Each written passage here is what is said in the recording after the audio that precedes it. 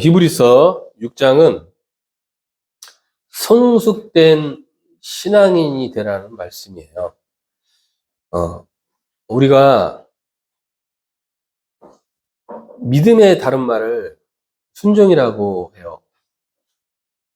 무슨 말이냐면은 우리가 믿음이 있잖아요.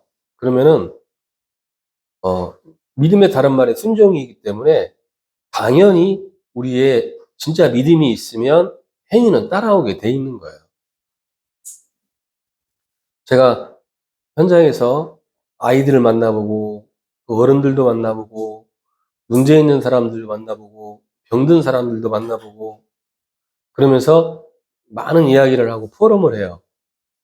그러면서 제가 이렇게 아프지 않을 수 있도록 문제가 오지 않을 수 있도록 말씀도 주고 또 과학적으로도 이야기를 하고 합리적으로 이야기를 하는데요. 100명 이야기하면 99명은 안 듣는 게 아니라 못 들어요. 그리고 못 따라와요. 저는 그래서 진짜 이 확신이 있어요. 어떤 확신이냐면 진짜 예수 그리스도를 우리가 인정하고 믿잖아요. 그러면 진짜 우리의 삶과 우리의 현장과 우리의 인생은 변화될 수밖에 없는 거예요. 이렇게 하는 것을 성숙된 신앙인이라고 해요.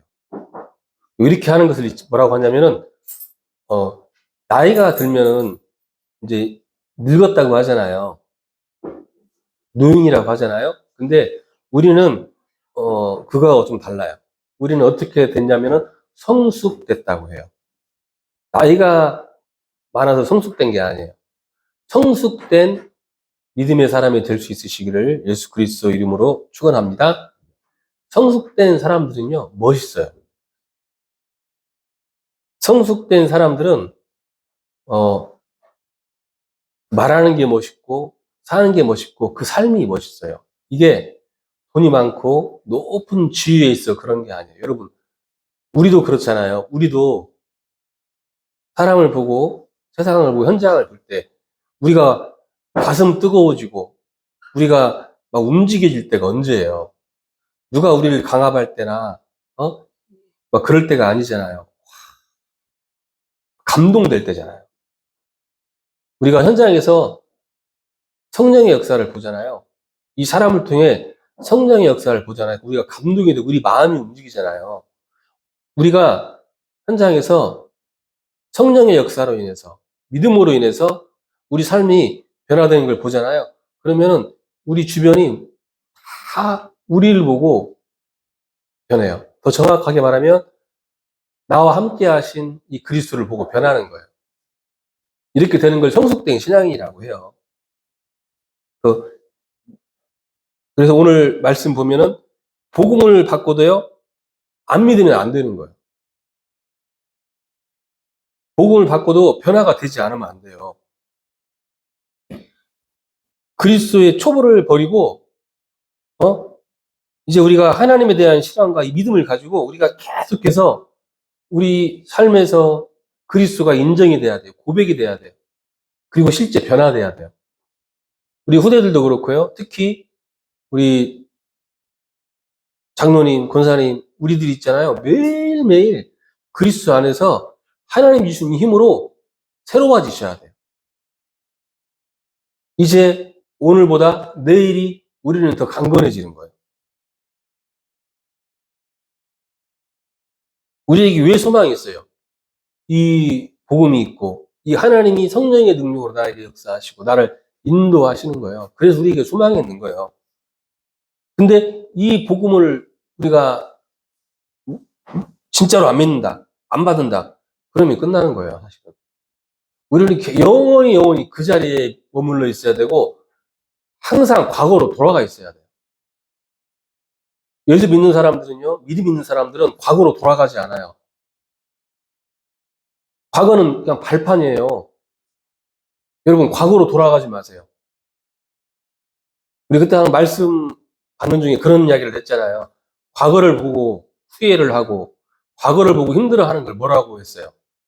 심리학 용어로 기억나시죠? 느린 자살이라고 그래요.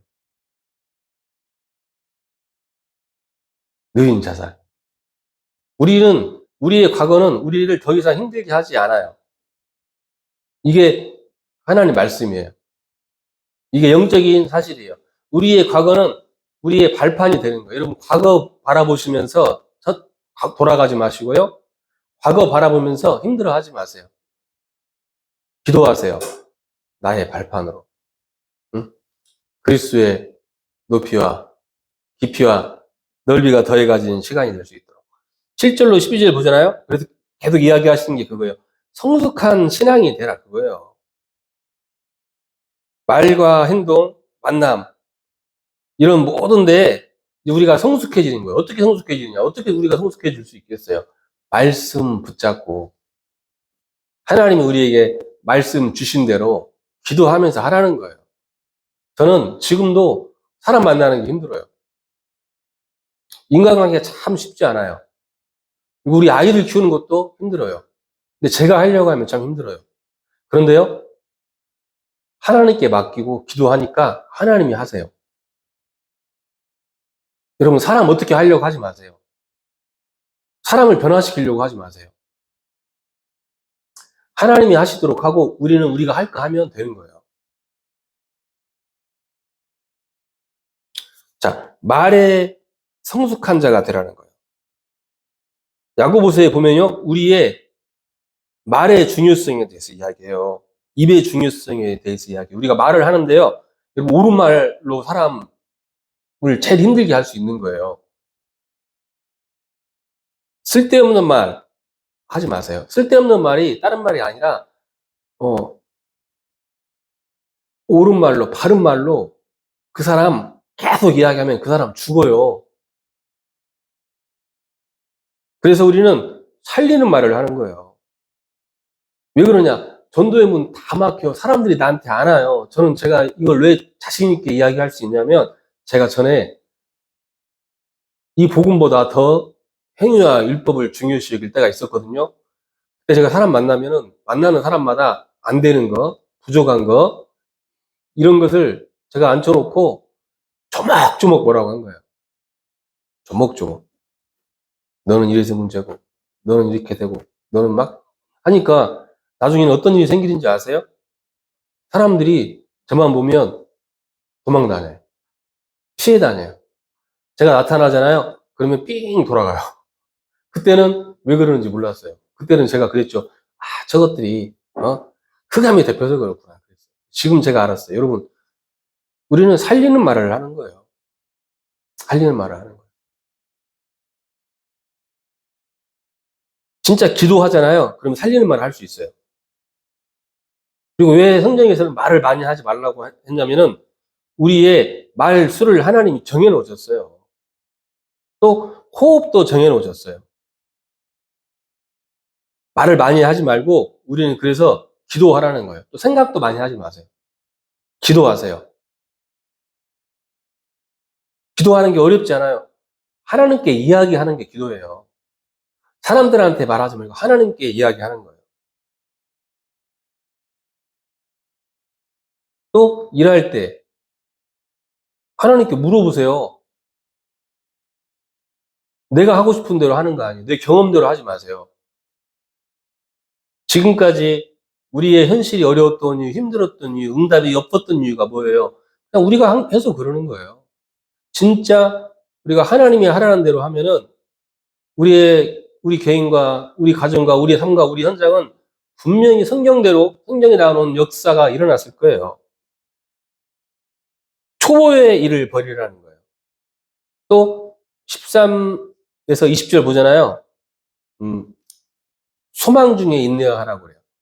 우리는 그냥 참는 게 아니에요. 여러분, 그냥 참으면 병나요. 그냥 참으면 암 걸려요. 그렇지 않고요. 소망 중에 인내하라는 거예요. 마치 농부가 씨를 뿌리고 기다리는 것 같이. 농부가 씨를 뿌리고 열매를 기다리잖아요. 농부는 씨를 뿌렸기 때문에 해가 짱짱 뜨면은 우리는 덥잖아요. 그럼 농부는 좋은 거예요. 그냥 뙤약볕에 있어봐요. 얼마나 힘들어요. 근데 농부는 좋아요. 왜? 지금 그 하나님이 주시는 이 해를 통해서 에너지가 이 땅에 전달돼서 지금 씨가 싹을 트고 열매를 맺는 거예요. 그냥 비를 맞아보세요. 눈부는 안 그래요. 여러분, 우리가 그냥 인내하는 게 아니에요. 소망 중에 인내하는 거예요. 특히 우리 후대들, 지금 공부하는 우리 후대들 있잖아요. 안타까워요. 뭐가 안타깝냐. 우리나라 교육이 지금 아이들 대학 보내려고 하는 교육이. 근데 뭐 우리가 한국에서 태어났잖아요. 이것은 말하는 것은 지혜롭지 않아요. 왜? 우리나라는 그런 시스템이에요. 그래서 우리 아이들 참 안쓰러워요. 안타까워요. 근데 여러분은 소망 중에 인내하면서 이 학업을 지도하면서 진행하세요. 왜 그러냐? 모든 학생들이 다 그렇게 해요, 지금. 내가 하고 싶은 거, 내 마음대로 하는 거, 저는 봤거든요. 그런 사람들 많이 봤어요. 봤는데, 한 사람도 정상적으로 삶을 이루어가는 사람이 없고요. 또 그 정신적으로도 바르게 된 사람이 없고요. 또 육신적으로도 건강한 사람이 없어요. 인간은 분명한 영적인 존재이기 때문에요. 하나님이 주신 비전과 소망이 반드시 있어야 돼요. 이걸 가지고 우리가 인내를 하는 거예요.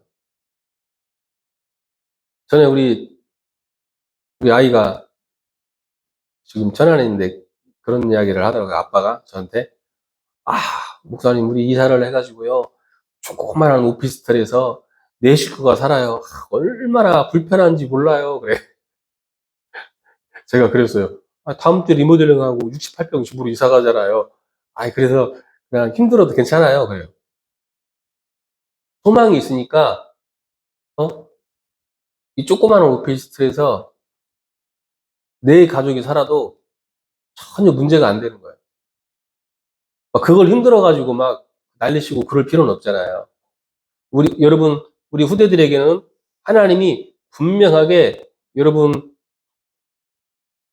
인생 고비마다 하나님이 여호와 이레로 준비해 놓으신 게 있어요. 내가 부족하니까 하나님이 사람을 붙여서 나의 부족한 부분을 채우시고, 만남을 통해서 채우시고, 사건을 통해서 채우시는 게 있어요. 우리들이 정말 이 응답과 이 축복을 한 주간 동안에 발견하시고 실제 나의 응답을 언약으로 누릴 수 있으시기를 바랍니다.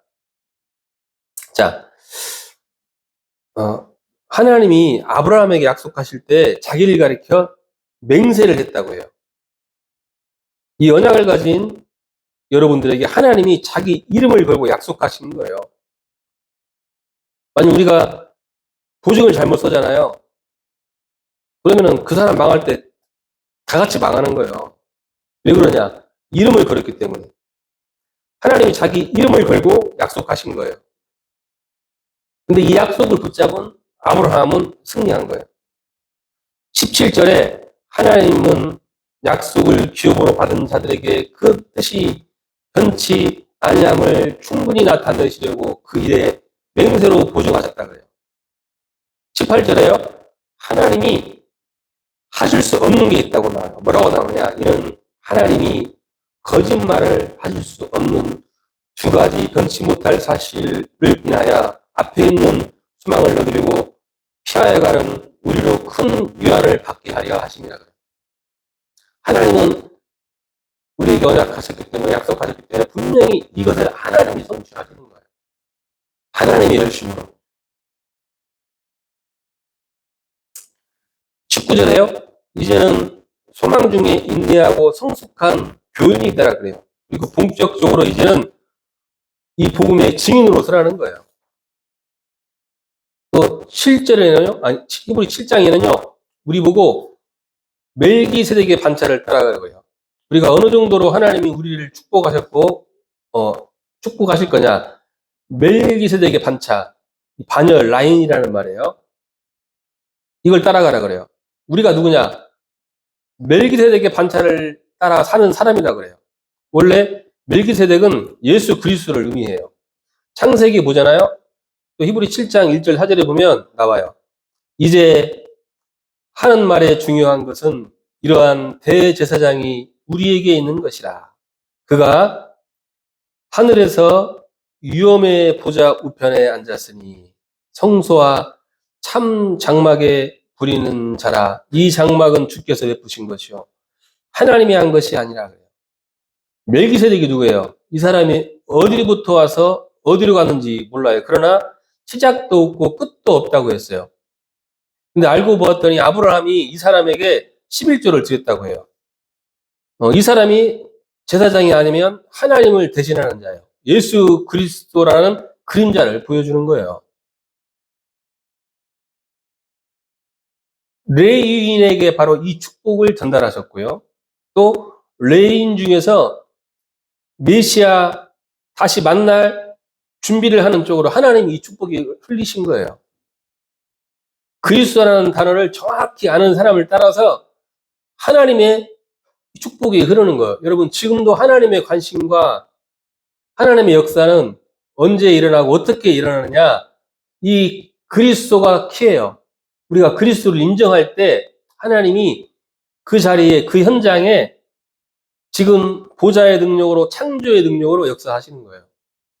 왜 오직 그리스도 하느냐? 우리가 왜 그리스도 인정하라고 하고 고백하라고 하고 선포하라고 하느냐?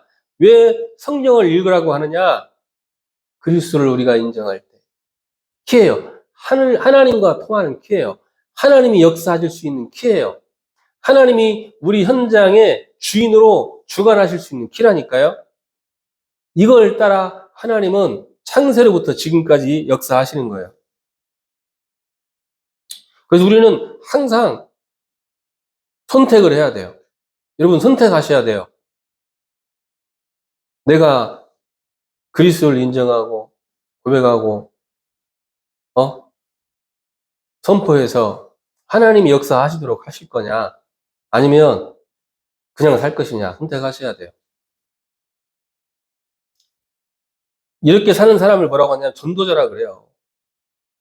이 그리스도 비밀을 아는 이 사람들을 통해서 하나님께서 항상 이 시대를 움직이세요.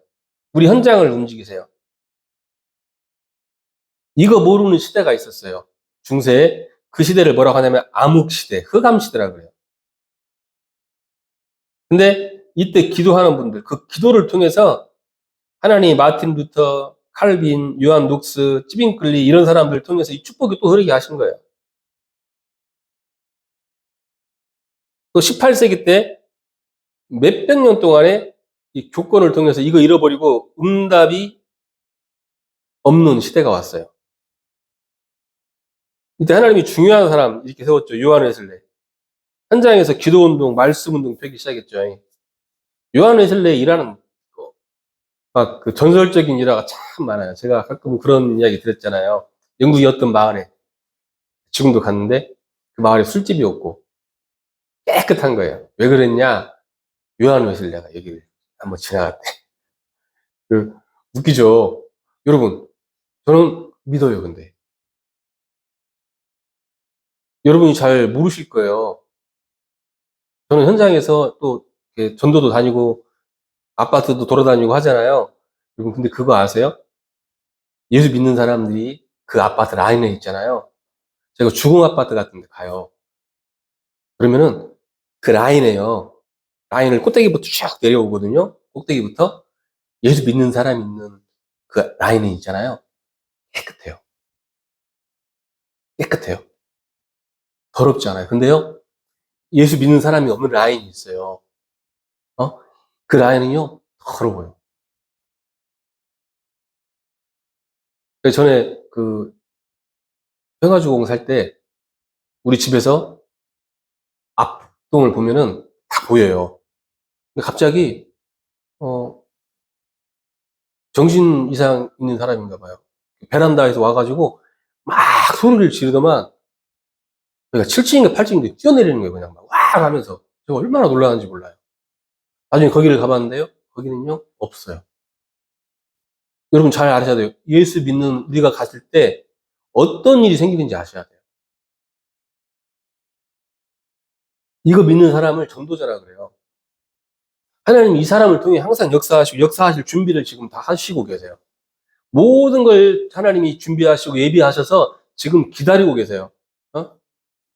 저도 우리 아이들이 뭐 사달라고 하고 뭐 준다고 하면 있잖아요. 막 기다리고 있어요. 기다리고 있어요. 언제 사줄까?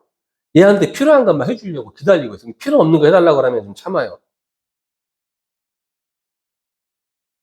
그래서 하나님이 항상 하나님께 중요한 인물은 다른 인물이 아니에요. 이 비밀을 누리는 인물이에요. 기다리고 있는 거예요. 또 19세기 때는 하나님이 또 한 인물을 세우셨는데 그 누구냐면은 드와이트, 찰스 피니 이런 사람들이 모여서 기도하기 시작했는데요. 학교에서 모여서 기도하기 시작했는데 비가 오니까 창고에 모여서 거름뜨기 위해서 기도하기 하고 그런 거예요. 거름뜨기 운동이라고 그래요. 전 세계적으로 일어났어요. 사무엘 밀지 같은 인물들. 그리고 제가 가끔 지금도 되게 좋아하는 찬양 중에서 막 목마른 사슴, 작은 불꽃 하나가 이런 찬양, 그 20세기 초 19세기 말 미국이 이제 막 무너지기 시작하는 거예요. 복음 때문에 세워진 나라가 미국인데 이 복음이 없어진 거예요. 교회가 타락하고 전도를 잃어버리고 교회가 무너지니까 어떤 일이 생기냐. 청소년들이 타락하기 시작합니다. 청소년들, 후대들이 타락해가지고 다 길거리로 나아가는 거예요. 히피족 같이. 집에도 안 들어가. 지네끼리 모여서 오토바이 타고 술 먹고 놀고 마약 중독되고 막 그러는 거예요. 그 사이에 누가 들어가느냐. 프란시스 셔퍼, 척 스미스 이런 사람이 들어가는 거예요. 그때 이제 이 사람들한테 이제 이 바로 그리스도의 빛이 들어가는 거예요. 창조의 능력으로 하나님이 역사하신 거예요. 그래서 걔들이 교회로 들어와가지고 기성세대가 맞지 않아요. 기성세대와 미국의 정서와 맞지 않아요. 자기들끼리 막 낙심하고 그런 게 아니라 그때 만든 찬양이 그거예요. 목마른 사슴. 앉아서 예배를 드리면 자기들 왕따시키고 자기들 삥 둘러서 있고 또는 예배도 못 드리기도 하고 그러니까 그때 그걸 찬양으로 만든 거예요. 또 이제 마리아나를 돌아가면서 피우면서 다 중독이 됐는데 이것보다 복음의 능력이 더 있다고. 만든 찬양이 작은 불꽃 하나가 큰 불을 일으키어 고 주위 사람들 하면서 찬양을 한 거예요. 자, 이 복음이, 이 언약이 지금 저와 우리 가운데 있음을 믿습니다. 그래서 여러분 개개인이 다요, 역사의 주인공이 될 수 있으시기를 예수 그리스도의 이름으로 축원합니다. 현장 살릴 주인공으로 쓰임 받을 수 있으시기를 예수 그리스도의 이름으로 축원합니다. 한 주간 동안에 여러분 성숙한 신앙인으로 이 믿음이 삶 속에서 발견되고 회복되어지는 신앙인으로 준비될 수 있으시기를, 응답받고 축복받을 수 있으시기를 축원하겠습니다. 같이 기도합니다. 하나님의 은혜에 감사를 드립니다. 하나님, 우리 모든 후대들, 우리 전도자들이 성숙된 신앙인으로 그들의 현장과 그들의 삶 속에서 하나님이 창조의 능력으로 역사하시고 여호와 이래로 준비하신 응답들을 볼 수 있는 한 주간 될 수 있기를 있게 하여 주시옵소서. 예수 그리스도 이름으로 기도드리옵나이다. 아멘. 우리